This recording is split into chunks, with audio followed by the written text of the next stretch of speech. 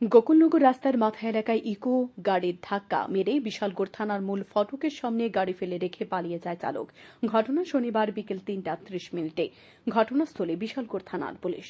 জানা যায় TR 01 BP 0780 নম্বরের একটি হুন্ডাই কোম্পানির গাড়ি বিশালগড় গোকুলনগর রাস্তার মাথা এলাকায় একটি ইকো গাড়িকে নিয়ন্ত্রণ হারিয়ে ধাক্কা মারে এবং ঘটনাস্থল থেকে দ্রুত গতিতে পালিয়ে যাওয়ার পথে পুলিশের ভয়ে বিশালগড় থানার সংলগ্ন দক্ষিণেশ্বরী কালীবাড়ির সামনে আগরতলা বিশালগড় সড়কে গাড়ি ফেলে রেখে ঘটনাস্থল থেকে পালিয়ে যায় চালক। খবর পেয়ে ঘটনাস্থলে ছুটে আসেন বিশালগড় থানার পুলিশ। ঘটনার তদন্ত শুরু করেন পুলিশ। বর্তমানে গাড়িটি বিশালগড় থানা পুলিশের হেফাজতে রয়েছে। চালক গাড়ি থেকে পালিয়ে যাওয়ার পথে একটি ব্যাগ নিয়ে পালিয়ে যায়।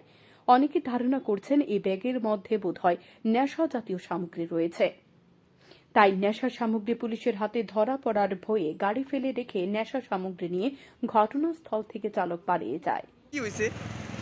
ওই সাপ্লাই জলের দাম আছে তারা গাড়ি ফেলাই যেতেছে না, এতটুকু গাড়ি চলতে এবার পুলিশ এসে সেটা কোন জায়গা এটা? বিশালগড় কালীবাড়ির সাথে। কি মনে হয় যে এটা কি চুরির গাড়ি বা না না, এইসব আমি কেমনে বলবো।